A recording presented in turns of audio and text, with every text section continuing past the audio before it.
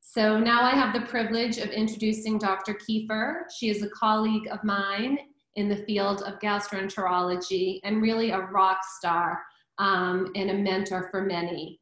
Dr. Laurie Keefer is one of the top, but one of the few psychologists in the world with a specialization in gastroenterology and inflammatory bowel disease more specifically, and is responsible for the creation of a recognized subspecialty within the fields of psychology and gastroenterology called psychogastroenterology. She is the co-director of the Gaining Resilience Through Transitions program at Mount Sinai, where she oversees a multidisciplinary team of providers focused on improving self-management among the IBD Clinical Center. Dr. Keefer has trained numerous clinical psychology doctoral students and postdoctoral psychology fellows who have gone on to set up their own integrated GI psychology practices. With the support of the internationally based Rome Foundation, she also created a subdivision supporting mental health providers interested in gastroenterology. This group has more than 200 members currently and continues to grow. Dr. Keefer also co-edited the first Handbook of Psychogastroenterology published just last fall. Dr. Keefer has really been a role model and a mentor to many of us in the GI field, and I'm really happy to turn it over to her. Take it away. Thank you. That introduction, that was amazing. I think Kate and I often call ourselves the original gangsters, right? In this area of multidisciplinary care and GI. So I'm really excited to be here tonight to talk a little bit about the gut-brain, the rationale for gut-brain psychotherapies. I just want to make sure everyone can still see my screen here. Before we get going. So I have some disclosures I just wanted to share briefly. And also just to sort of reinforce what Kate has just said is, you know, psychogastroenterology is really a new and exciting field in which mental health providers can really interact with any number of people who might work with GI patients, dietitians, nutritionists, social workers, nurse practitioners, clinical pharmacists, and that type of thing. So I'm hoping that after today, you guys will think about finding ways to collaborate with these types of mental health professionals. Laurie, we can't see your shared screen, so we just want to make sure you can try to bring that yeah, up. sorry, hold on. Let me see if that works. Is that working now? Try again. Okay. No, it was working, but... I know it was.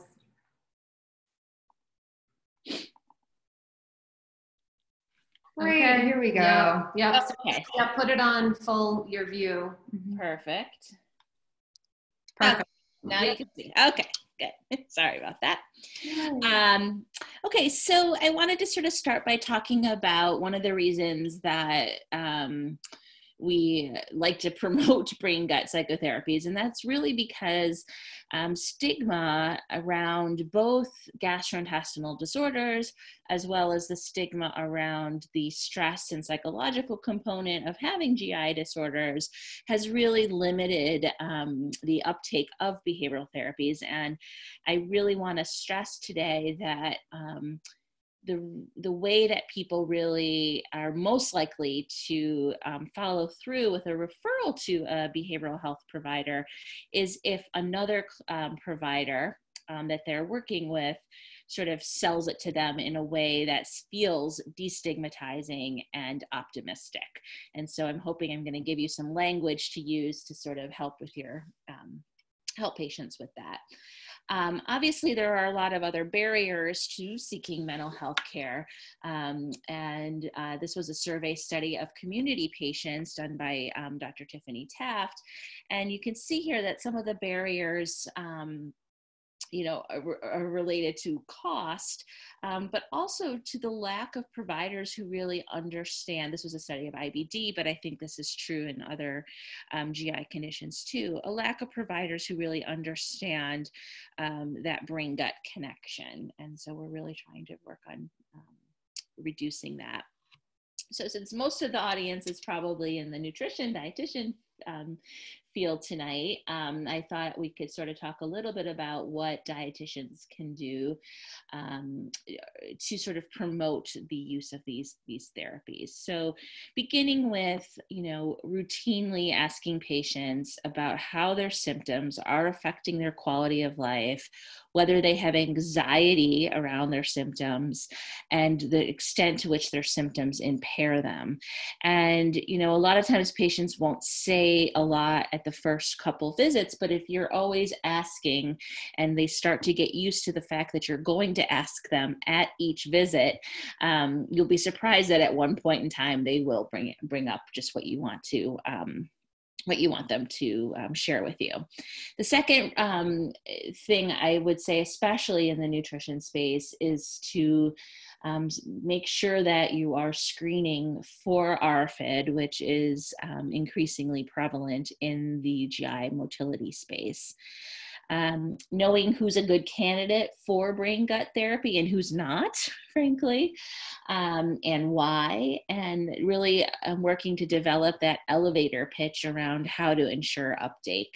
And then I'm going to talk a little bit about diaphragmatic breathing, which I think anyone seeing GI patients, whether you're a nurse or a psychologist or a physician, a dietitian, pharmacist, should know how to teach patients to use diaphragmatic breathing effectively. So why do we want to know about some of the psychological modifiers in GI disorders? Well, I think if we recognize them up front, and if we're thinking about patients from that psychosocial perspective, we're going to have an earlier consideration of referral. And I think this is important because, a lot of times that patients are sort of sent to the behavioral health provider after things have failed, right? After they've tried this medication, that medication, this diet, eliminating gluten. And, we really prefer as mental health providers to be working up front with the team to augment those therapies and potentially even improve how they work or the adherence of those therapies. So certainly if you know that patients are at risk for adherence problems, or you're not sure they're going to be able to follow through with your recommendations, it's nice to sort of find somebody to work with sooner rather than later. Obviously, you want to be able to also refer before harm is done in more serious cases, such as ARFID, such as, eating disorders. And if you know that psychological modifiers are particularly relevant in a particular case, making sure that you're setting expectations and boundaries with the patients to sort of prevent your own sort of burnout. So what types of problems do you refer your GI patients for? So here's a list of sort of common things that we as health psychologists or other mental health providers might be seeing in our clinical practices. If you notice though, all of them are really related specifically to the concerns associated with their GI diagnosis. So the difference between, a GI psychologist or a GI health provider or even a health psychologist who may not be specialized in GI is that they're really situated in a way that they can work with patients who have medical problems and physical symptoms, and they can communicate with the multidisciplinary team. And so that's why some of these problems are are more treatable if you're seeing the right type of mental health provider.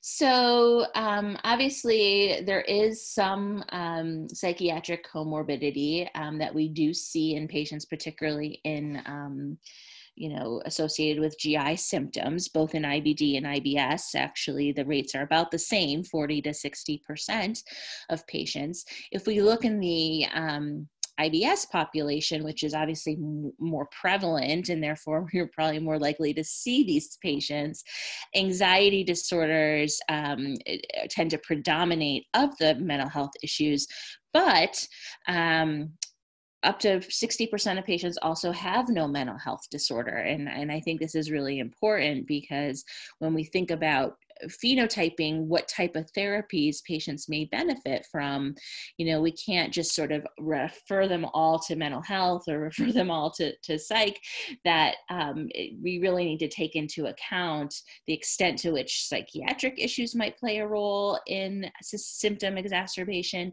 the extent to which diet choices play a role, the extent to which the microbiome, all of those things. There's no one typical patient. So we talked a little bit about psychiatric comorbidity, particularly depression and anxiety. Another form of anxiety that we often see in the GI space is ARFID, avoidant restrictive food intake disorder. And you can see here the diagnostic criteria. It's interesting, the slide I just showed you a minute ago was done with a very different diagnostic criteria. This was done with the DSM-4, and the ARFID really did not come out until recently as its own standalone disorder. Which is why we're starting to characterize it more often. But it really is those patients who persistently fail to meet their nutritional needs. And it's not related necessarily, as in anorexia or even in bulimia, to body image disturbance. It's really related more towards fear and anxiety around food. Okay, so there's sort of three presentations you might see. So you may see a patient, and I particularly liked this picture because I myself have some aversions to broccoli. I like every other vegetable, don't worry, but broccoli not so much. Sensory sensitivity to the smell of food, the texture of food, the sort of the way the food tastes upon entering the mouth is a common typical presentation of that. Another common presentation you might see amongst patients with ARFID is the fear of getting sick after eating, right? So these are the patients who might say, every time I eat, I get sick, so I just don't eat, or I restrict, I don't eat all day because I don't want to have diarrhea or abdominal pain. And then finally, you see patients who might present with ARFID that really are just have no sense of appetite in either direction. They're not hungry, they're not full, they're just really not interested in eating, right? These are the people who are like, if I could just have a pill to manage my nutrition, I would just take the pill every day. I have no interest in eating. So all of those you should be suspicious of potential ARFID, and certainly would recommend at that point that you're consulting a screening and then consulting for a mental health professional. Here, this is a slide from from two different places, Michigan and the University of Washington, showing that as many as 24% of patients with neurogastromotility disorders had some either clinical or subclinical presentation of ARFID. So I would imagine that number is even higher amongst those of you who are nutrition dietitians, because obviously patients are being referred for not eating. So who do you screen for ARFID? Certainly anybody would be appropriate given the prevalence of up to 24%. But particularly in that in a study by Helen Murray, who's really an emerging expert in this area, patients who had low weight, patients who exhibited significant weight loss or reported poor appetite in their medical record were particularly more likely to present with ARFID. And then patients who had stomach and abdominal related diagnoses. So these are patients who are have a lot of dyspepsia, fullness after eating, nausea after eating, vomiting, chronic abdominal pain, and then particularly amongst the IBS patients, constipation tends to be more likely to be associated with ARFID. So those are just sort of red flags you might want to think about. And again, I won't go through this particular slide, but here are some assessment questions that you could use to probe with patients to sort of find out if there might be either a sensory sensitivity, loss of interest, or fear of consequences. Okay, so enough about the psychiatric issues, which again are not the most common in the patients that we're seeing. However, stress, I think most people would agree, does not help anything, and certainly does not help us with our nutrition and our management of our GI symptoms. So what are the general effects of stress on the GI tract? Even in normal patients, not just in, in normal people, not just patients, stress has an impact on how fast or slow things move through the gut, how pain or sensations are perceived. Right? You're always a little more sensitive or easier to feel uncomfortable when you're already stressed, and it's just one more thing you have to deal with. We know that stress affects our immune system, and as well as the transport of things through the colon, as well as our brain. And so, I think a lot of times because of the stigma that comes along with GI disorders and bowel movements and all of that, patients often will really try to make the case that they're not stressed. And I like to sort of make sure that we talk about stress and the GI tract across the entire population, and how patients with GI conditions aren't poor at coping, they just are more sensitive in their gut. Their guts be more likely to get hit by a stressor. Other people, for example, get headaches when they're stressed. Other people get high blood pressure when they're stressed. But if you have a GI problem, if you have IBS or gastroparesis or dyspepsia or inflammatory bowel disease, stress is going to be something that you have to be more proactive about. I think this is another interesting study that I talk to patients about. Of course, this was a study that was done in the early 20th century, really before there were human subjects boards or institutional review boards, so they were able to do this. But basically, what you're looking at in this slide is a group of medical students were told that they were going to undergo a flexible sigmoidoscopy, and they were then told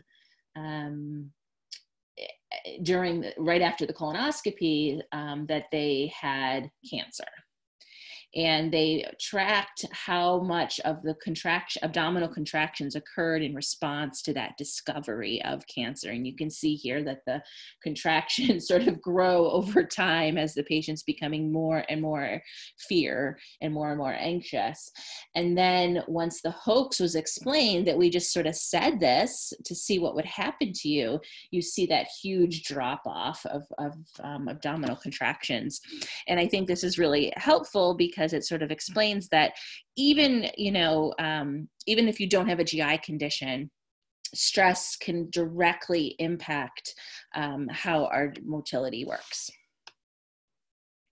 So when you think about does stress cause my symptoms, I always joke that we can always pull the psychologist trick and say, well, what do you think about that question? Because I think a lot of patients are curious, and it's very helpful sometimes to get their sense of how much stress might be playing a role. And then another common thing I'll say to people is that, you know, for some patients, stress is important. Others, it's not. Sometimes it's other factors that are playing in their role. But most GI symptoms really are multifactorial. Stress doesn't help anything improve.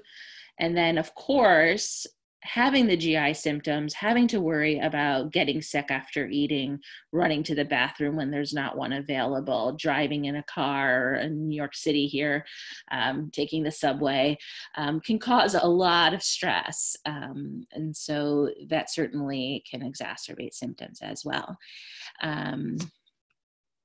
And then in terms of the common thing that a lot of patients will walk away from their GI doctors with is, he said my symptoms weren't real, right? He said they were in my head. And I think we as the multidisciplinary team providers often have to sort of walk that back a little bit and explain that that it's really an error to assume that something's either in your head or in your body, right? That was really a mistake that Descartes made back in the day to separate those two things out, and we don't really need to dichotomize that. And I tell people everything is in your head. You wouldn't have pain, you wouldn't have sensations, you wouldn't know to take your hand off a hot stove if your brain didn't tell you to do that. This is critical to your functioning. So pretty much everything you feel or experience requires your brain. And then I also make sure to really talk about that pathway between the brain and the gut isn't just brain down to gut. It's not stress down to the GI tract. It's GI symptoms up to the brain. It's a bidirectional pathway, kind of like a telephone going back and forth between the brain. And so we have gut-related therapies like food, like medications, and we have brain-related therapies like the ones I'm going to talk about tonight: hypnosis, cognitive behavior therapy, mindfulness, and that type of thing. Another common question people will ask is sort of, how do you describe behavior therapy to your patients? And so I kind of talk a little bit about, I really focus very much on brain-gut dysregulation, and I explain it as in normal scenarios, when you don't have this underlying issue of brain-gut dysregulation, your brain knows when to pay attention to something going on in your gut, like when you're hungry or to stop eating, or you have to go to the bathroom. And it knows when to sort of focus on other things. But when your brain gut is dysregulated, it's paying attention to everything. It's not turning away. It's sort of like an app on your iPhone or your smartphone that's always sort of tracking your location, right? It's way too involved in things that you don't need to be paying attention to. That's what brain gut dysregulation really is. For example, for those of you right now who are maybe wearing a wristwatch, right, or not wearing a wristwatch, probably didn't think too much of it until I just said that, and now you're looking down, right? You put your watch on, or you chose not to wear a watch today, and didn't think again about it. That, unfortunately, is what doesn't happen when you have brain-gut dysregulation. And so I tell patients a lot of times that that's what we're really trying to do. We're trying to turn your brain away from things that it doesn't need to pay attention to. We want to try to make it more efficient so that it no longer needs to track unnecessary signals. We see this a lot in inflammatory bowel disease, or post-infection IBS, or post-infection dyspepsia, or after a GI surgery, where the threat is over the symptoms are maybe the cause of the symptoms, the injury, the inflammation has been improved, but the brain is still false signaling. It's still sort of experiencing things as if they were still threatening. And it's really helpful to talk to patients around this false alarm.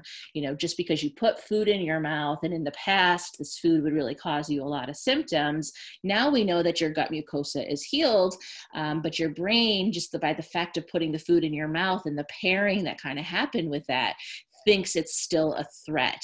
And many of you in the nutrition space know about sort of aversion, food aversion, and the conditioned response that comes from eating something bad or poisonous.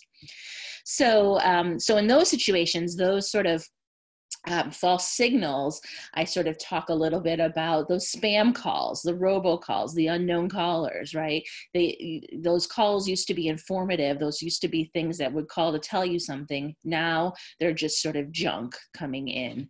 And so behavior therapies, so getting to my point here, behavior therapies are really going to focus on reducing the number of apps tracking your location, right? We're going to stop that brain from overworking and over-attending to sensations in the gut. And we're going to reduce spam and unknown callers. We're going to shift our cognitions around what we can perceive as threatening. So, okay, what are the evidence-based brain gut psychotherapies that we offer? And again, the beauty of brain gut psychotherapies is they really are agnostic to the GI condition. They can be highly customized to whether a patient has gastroparesis or inflammatory bowel disease or functional dyspepsia, reflux, any of those things. And I think that patients really like that. They like the idea that we're not just managing their symptoms by giving them a PPI or an antidiarrheal or that type of thing, but we're really focusing on this underlying problem of brain gut dysregulation. So this is a very busy slide.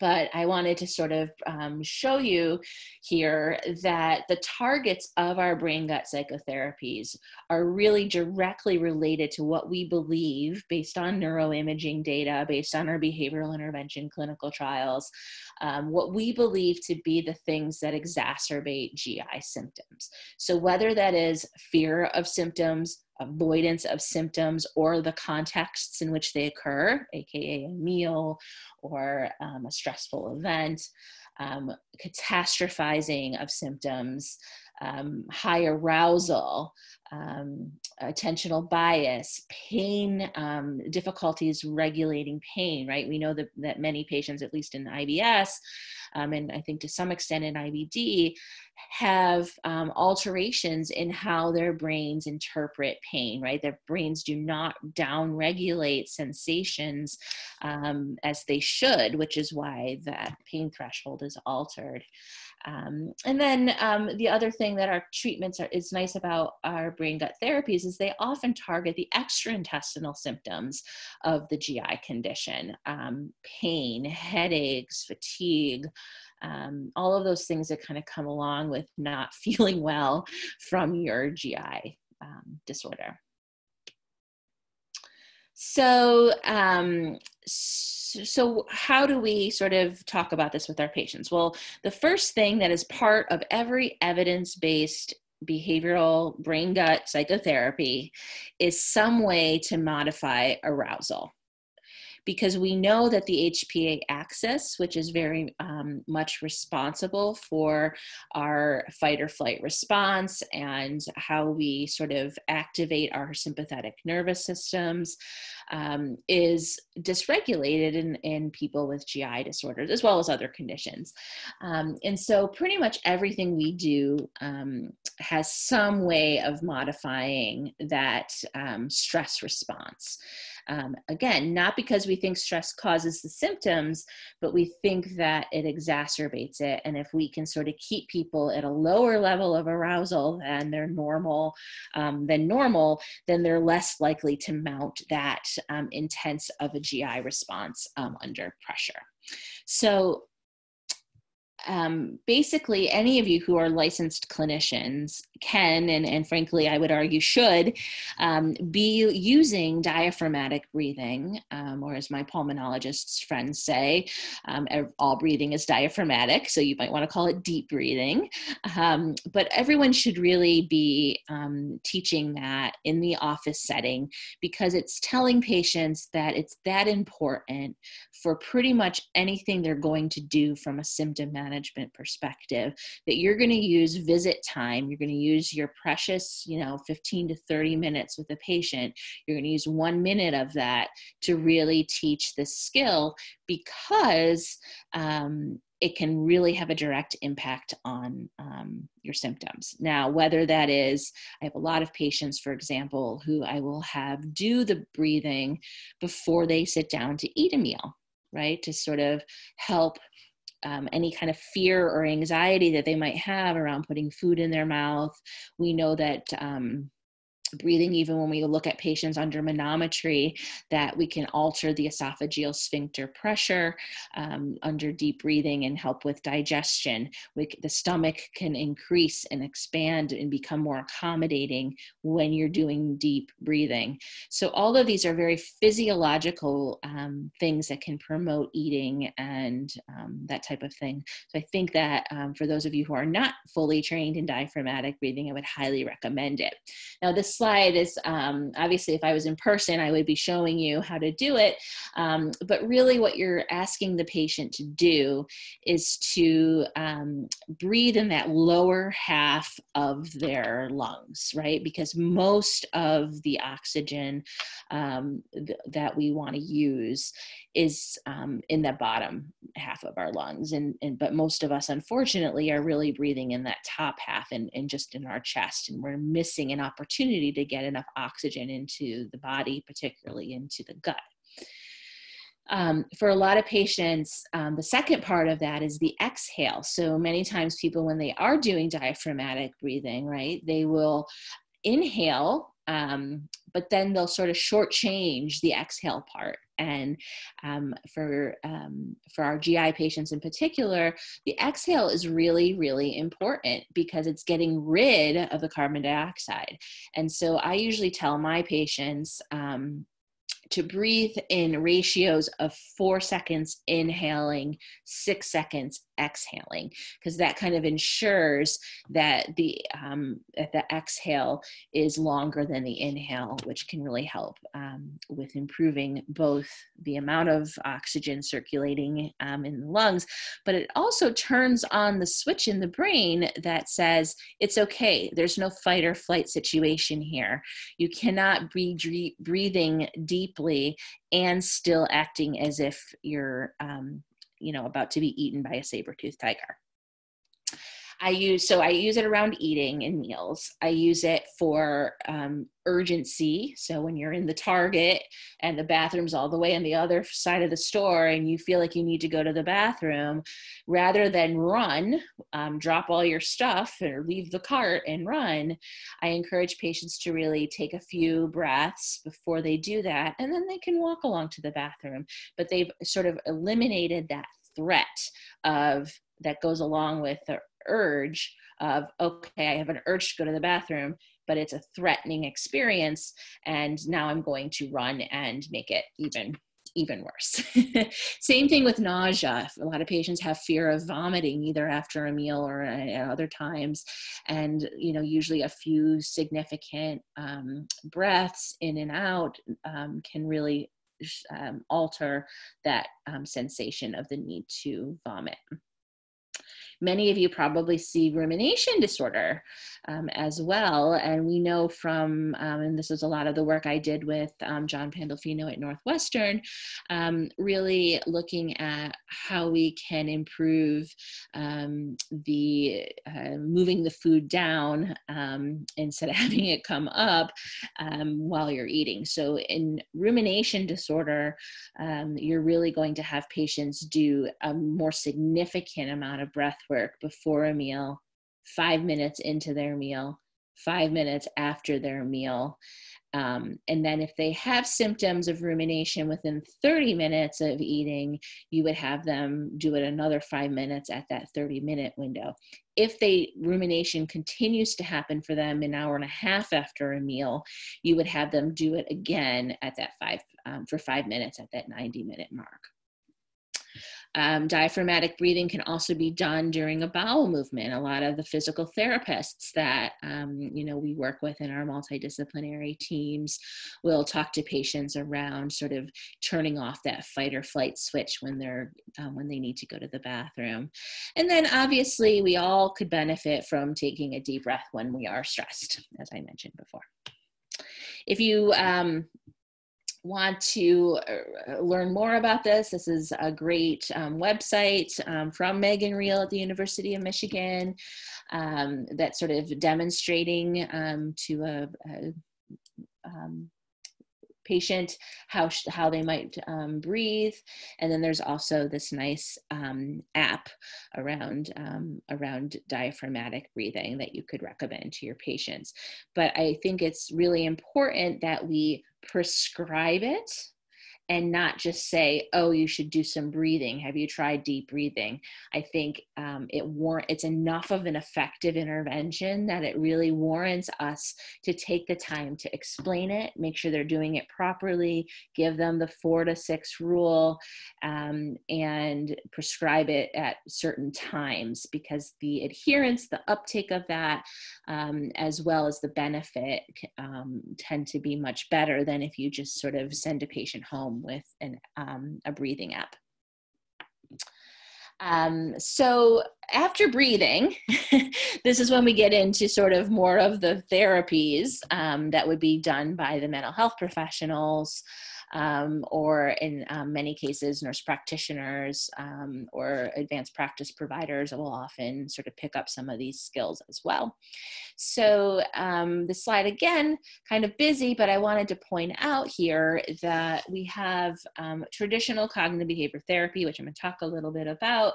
And the beauty of that is it can be delivered. It's been shown to be evidence-based in more than 30 randomized control trials with a lot of different placebo groups or active educational interventions, to be able to effectively be delivered in individual settings, in group settings, by a wide range of mental health professionals. It's been done over the internet. Recently, there was a great study out of the UK looking at the delivery of CBT that was customized to GI conditions over the internet or telephone. It can be also done in the form of self-help books as well.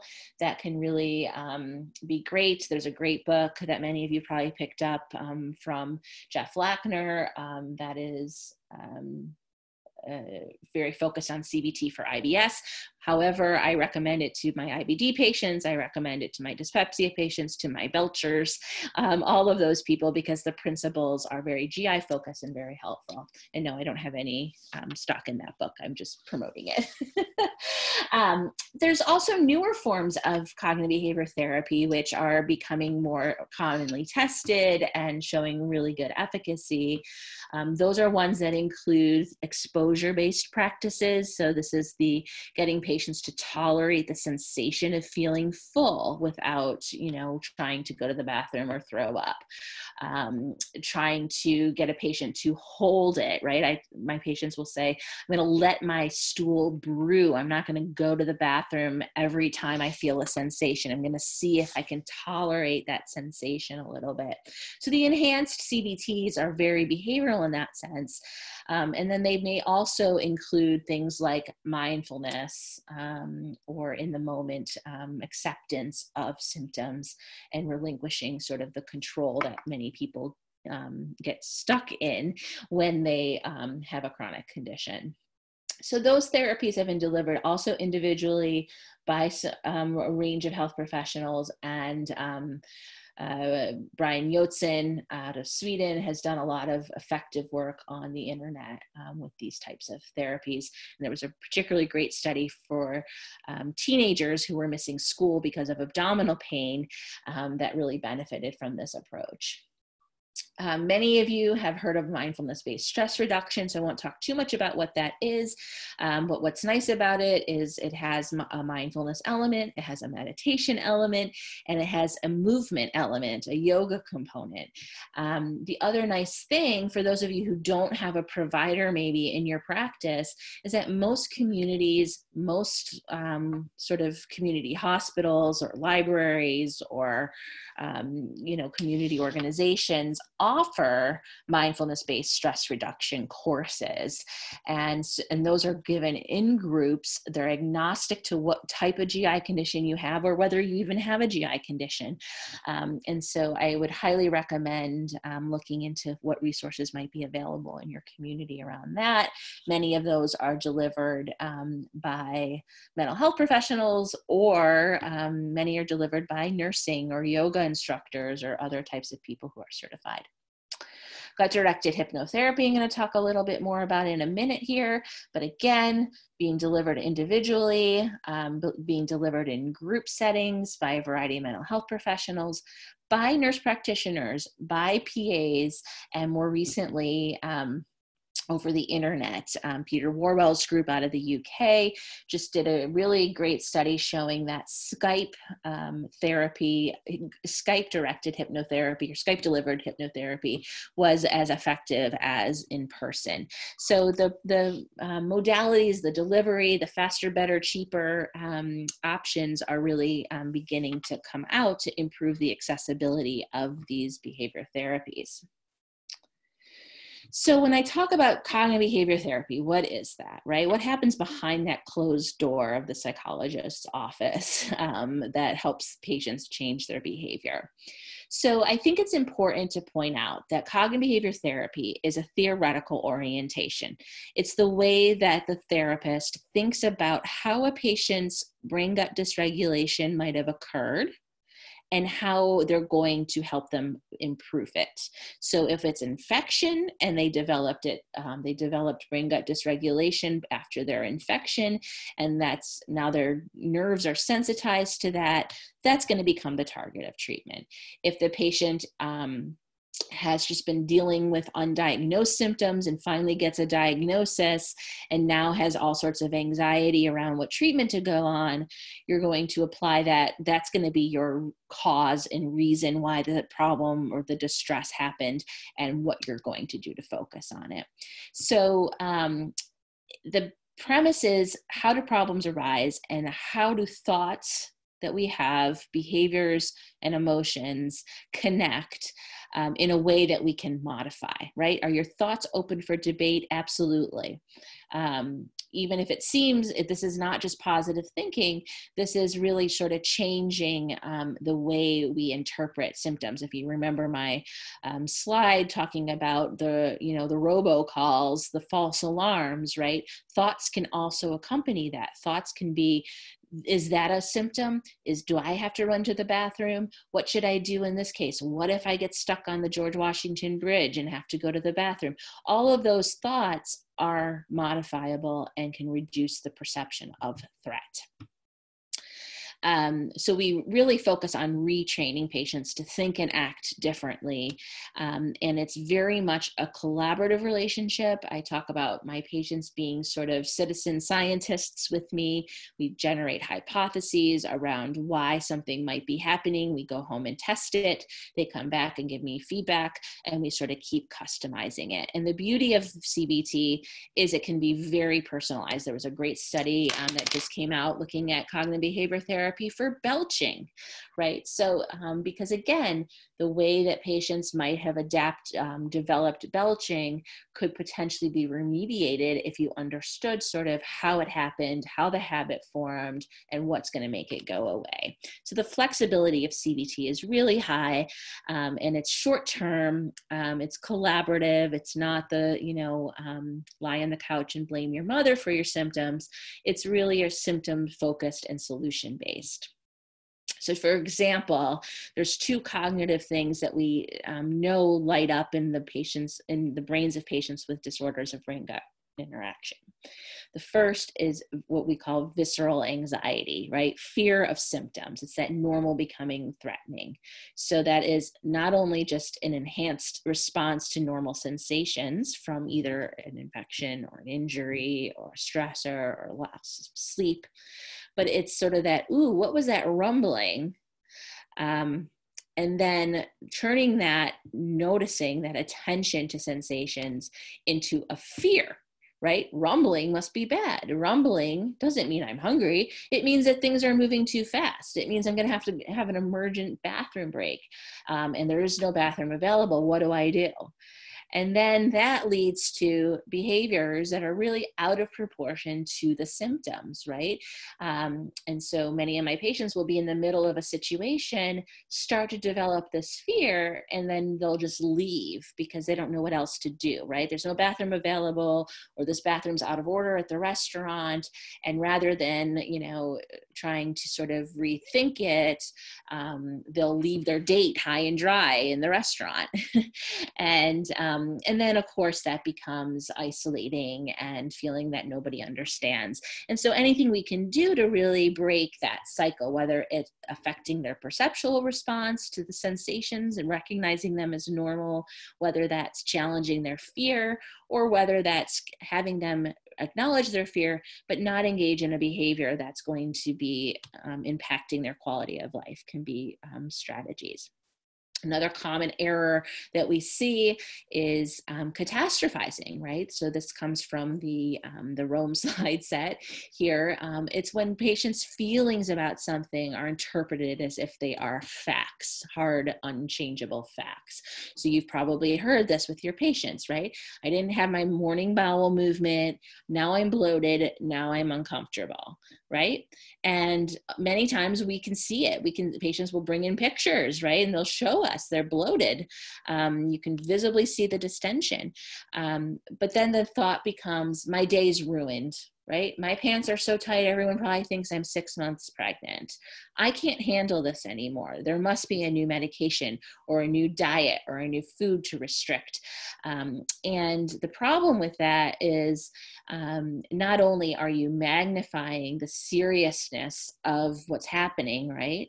You're also saying that you as the patient are helpless over the outcome. And that can become a very vicious cycle, especially if symptoms go on for a while. So really at the core of cognitive behavior therapy, after that modification of arousal, is cognitive reframing. So consider this situation. Going on a road trip with my friends, I'm worried with the following way. I'm worried that I'll have to stop to use the bathroom. My friends will be then inconvenienced. I'll be embarrassed if I have to ask, the Uber driver to pull over, or if there's no place to pull off, such as on a bridge on the East Coast out here, I might have a bowel accident. So what are some of the errors that a person is making in that setting? They're assuming it's definitely going to happen, right? They sort of started the probability that it would even happen and went on to the outcome. They assumed it would be embarrassing, that they had no control over it, and that they wouldn't be able to handle it. And all of those things, once you get a patient to be able to identify those thoughts and the error in those thoughts, that you can reprogram them to start thinking more realistically. So what is the realistic likelihood that I'll have to stop emergently along the way, right? And I tell patients, it doesn't have to be 0%, but it's probably also not 100%. Can we sort of agree that there's a 50-50 chance? And then your anxiety can be as if it's a 50-50 chance instead of as if it's 100%. Your friends will be upset. How would I feel if that happened to someone I care about? I will have a bowel accident. Have I ever had a bowel accident? Close calls are close calls for a reason. I would never be able to handle this. And I say to patients, what would happen if you had to go to the bathroom and one wasn't available and you did have to go in your pants? Would you call 911? Would you drive off the bridge? No, you'd probably go home, shower, change your clothes, and move on. And so really making sure you're challenging patients' assumptions is a core part of what we do in CBT. And I think something that many of you as providers also can easily do in conversations with your patients. I will say that catastrophizing is very contagious. And so sometimes when patients are catastrophizing their symptoms, it's easy to kind of get caught up in that as well. And I think we need to sort of think about how we can be more therapeutic. Gut-directed hypnotherapy, many of you have also heard about.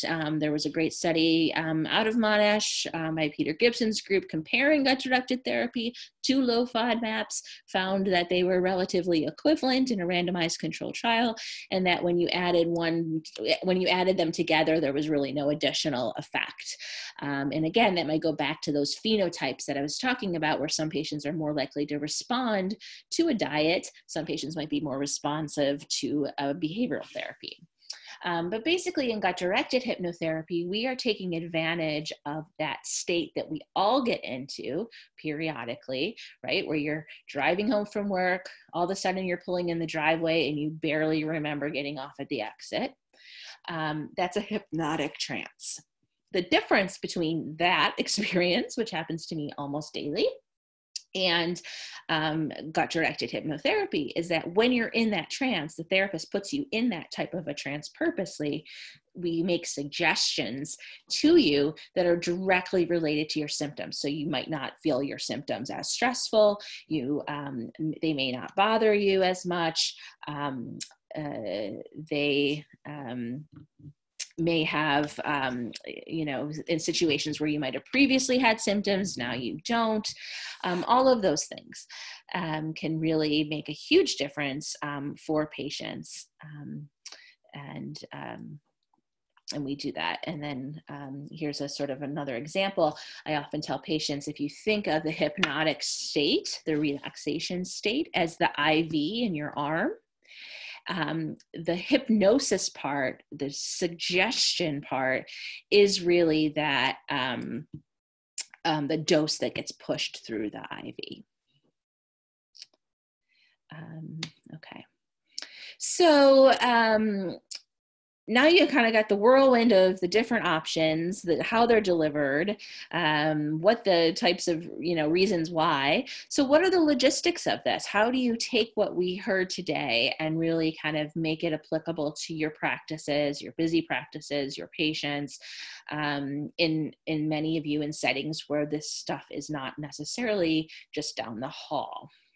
So the first thing I wanted to bring up was, how do you choose the right candidates? Because as you can imagine, based on what I just said, not everyone is appropriate for a brain gut psychotherapy. Some people might do better with regular psychotherapy because they have comorbid depression or comorbid generalized anxiety disorder or comorbid panic attacks. Those are not brain gut psychotherapies. Those are very effective CBT therapies that are out there on the market by very qualified CBT therapists. And that might be more of an appropriate referral. So choosing for brain gut psychotherapy, the number one reason patients will take that up is that they have been told by you, a provider, that they have a disorder of gut-brain interaction, and that brain gut psychotherapies are one way in which they can retrain their brains to no longer experience uninformative GI symptoms. They have to be somewhat open to the possibility that their behavior is changeable and that they have some agency to be able to make those changes. That can take a little while. You might have to work with a patient for a while to get them to do it. I know, one of our dietitians we have two dietitians at Mount Sinai, Jessica Gelman and Laura Manning.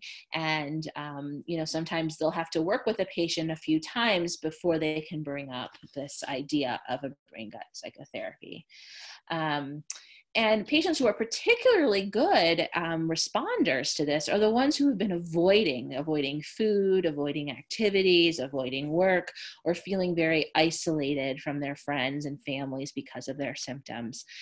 Or they are able to identify for you that they are afraid of their symptoms. Those who might be contraindicated would obviously be patients with more severe psychopathology and eating disorder, or really no insight into any of these brain-gut interactions. They're focused on a cure and not on symptom management.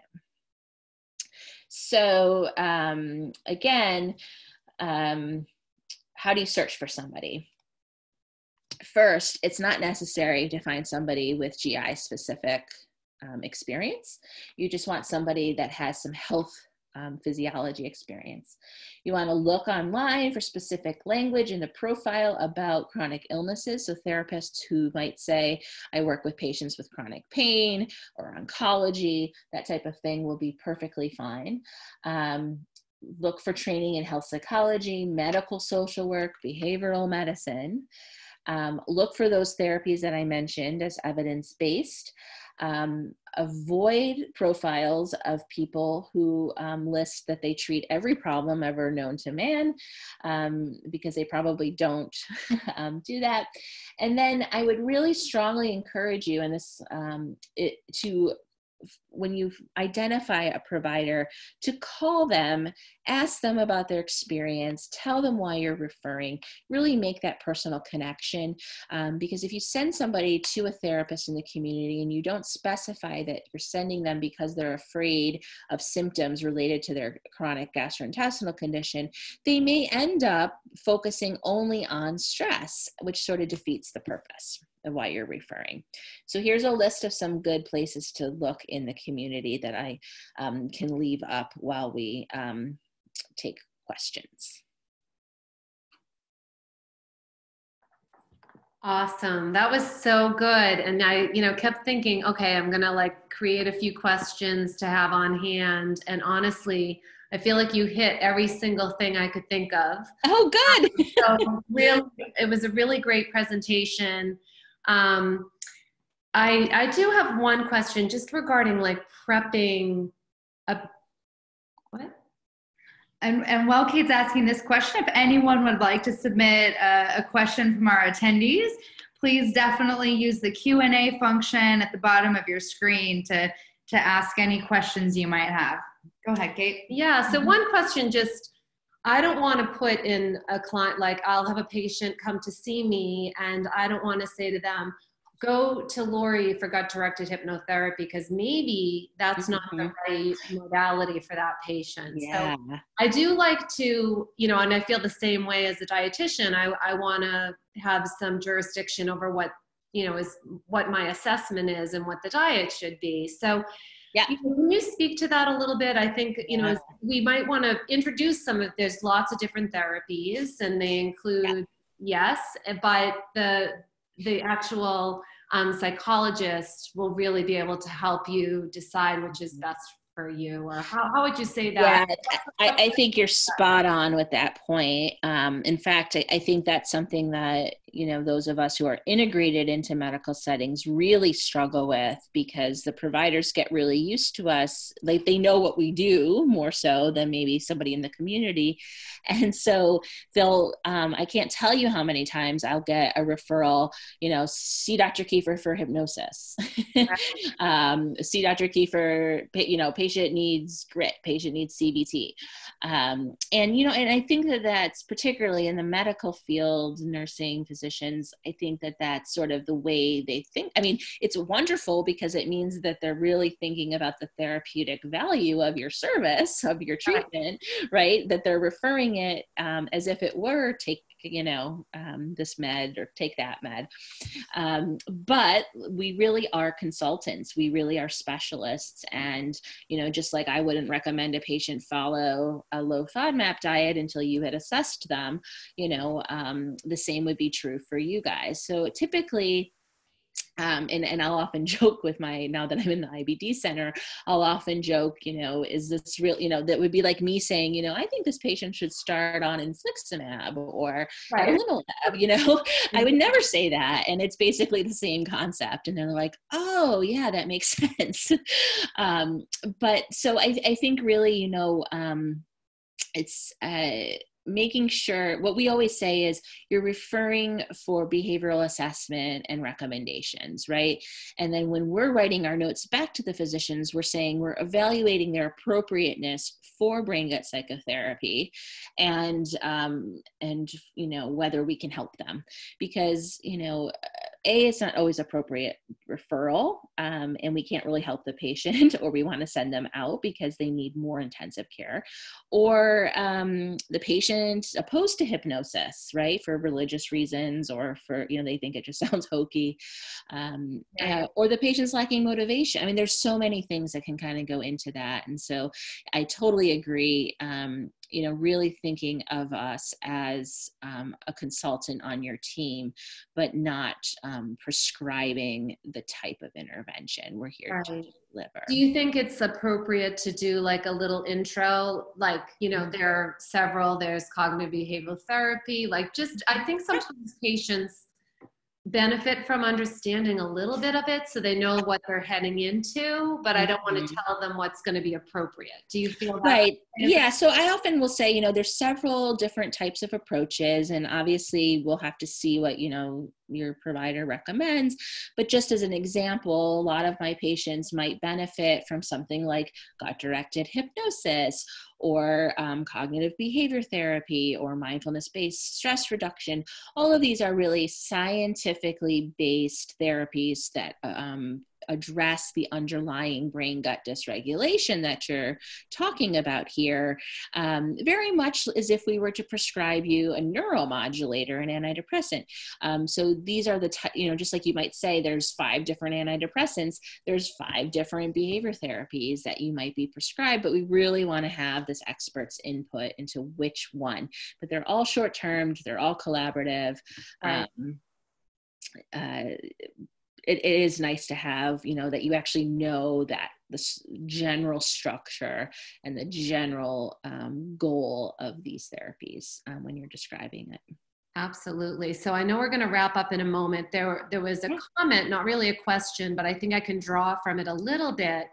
One of our listeners was talking about a daughter not really being maybe necessarily believed, or so has a little like PTSD from just not being heard or listened to. And I know medicine is a guessing game a little bit, so I think sometimes there are these times, especially in complex GI conditions, where certain individuals have a little bit of PTSD from their absolutely experience. So that would be worth going to.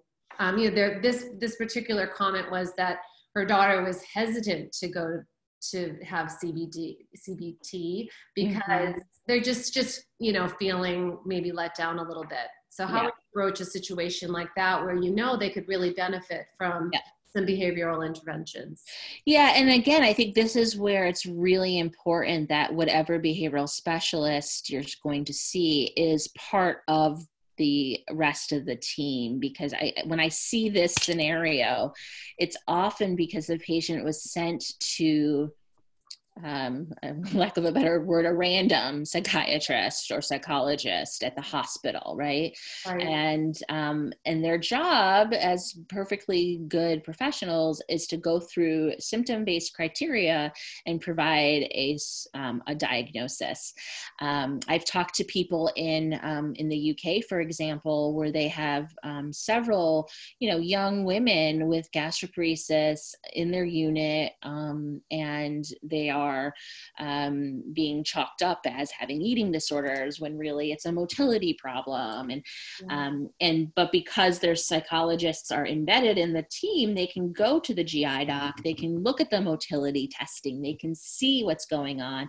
And that does not mean that CBT won't help, right? It's just that knowledge of this is physical, but now we have, now it's become partly a mental game, right? Because now your symptoms, you know, you're afraid to eat, you don't feel good, you're on TPN, you know, people have probably told you all sorts of different things. They accuse you of having an eating disorder, right? So now we have to like build the confidence back up of the person.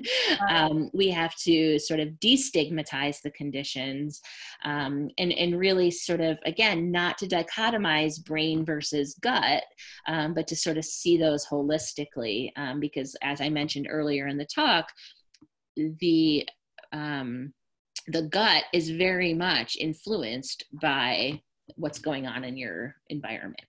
Totally. And just one last little question before we end. Sure. Just regarding you know, traditional cognitive behavioral therapy and enhanced cognitive behavioral therapy, is one more that greater evidence basis? You know, so obviously the traditional CBT is more studied, both in psychology as a field, as well as in GI Psych as a field. That said, I think that we've done such a better job understanding chronic illness in the GI Psych space, that even though there are maybe less randomized controlled trials, or there are smaller studies than the big, you know, 200 to 400, you know, traditional CBT studies, I think that conceptually many of us are pretty comfortable saying that, you know, some of the, what we call third wave behavior therapy. So that would be acceptance and commitment therapy, dialectical behavior therapy, you know, mindfulness-based cognitive therapy, that, you know, many of those, they're spin-offs of CBT, and they just choose a different target maybe than cognition. They might choose acceptance. They might choose emotion regulation. They might choose interpersonal effectiveness. Those are all still in that theoretical orientation of CBT, but it's little spin-off. It's a spin-off, but again, that's why I really stress the idea of CBT being a theoretical orientation, because it's always evolving as we learn more and more about why a patient's symptoms occur and what we're going to do to remediate it. And, you know, if you're not careful, you can end up just tracking your symptoms forever. That's not CBT. Yes, self-monitoring is often a component of CBT, but that's a technique. That's not CBT. CBT is the broader understanding of why a patient is experiencing the symptoms that they're experiencing. I love that. And then just a real quick final promise. We appreciate your time. One of our listeners was asking, is there like a certification for mindfulness-based stress reduction? Is there? There is. Yep. So you want to look at Harvard, where John Kabat-Zinn's program, so ZINN, they have a variety of regional training courses for people to get certified in mindfulness-based stress reduction. And I think, especially for those of you who are dietitians, I think that would be such a complementary certification or skill set, especially because it has the you know, the yoga component, the movement component, the mindful eating component, right? I just think that could be really great. Definitely. That's good. That's awesome information. So I think we'll end here. Thank you so much, Laurie Keefer, for joining us and sharing your expertise. Such an amazing webinar. So for those listening in, please stay tuned for other opportunities to join us again. We're so grateful here at Epicured to be bringing together such a robust community of practitioners and to give you all additional tools to help your patients feel good with food and more. So reach out if you have any questions, and have a great evening, everyone. Thank you. Bye. Thanks, Laurie.